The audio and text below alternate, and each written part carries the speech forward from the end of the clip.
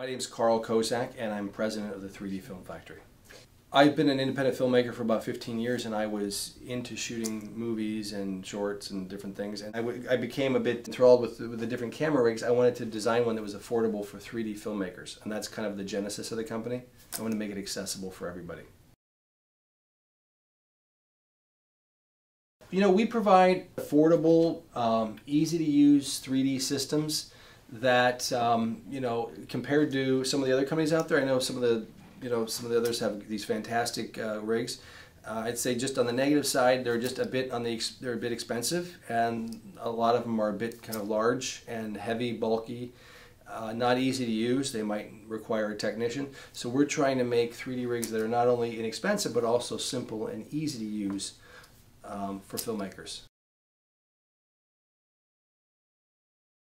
Well, I think a lot of us will admit that it's content, probably, because, you know, what's made this whole 3D revolution, if you will, possible recently is, you know, the advent of digital technology that's come about in the last decade, and then I think, you know, large screen TVs, and the need for the theaters to kind of find a way to reinvent themselves. So it was kind of a perfect storm in a way. All those kind of things came together, and that's what has made 3D so popular in the theater.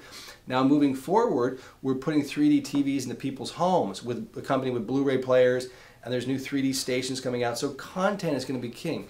Yes, the studios might be making 20, 30 movies a year, but big deal, that's only 30, 40 hours of programming. We can watch that in 2 days. So what's going to fill the other thousands of hours? Well, it's, you know, reality shows and documentaries and independent films and things that people can shoot on a budget. So that's where we're trying to make, you know, rigs that are accessible, easy to use, that people can create that content with. 3D has a bad rap, and it comes from the 50s and the 70s when, you know, 3D has made this resurgence every 15, 20 years, and there's been a couple, three, and it's typically been these B movies where you know, it was bad stuff. But, you know, it was more of a gimmick back then.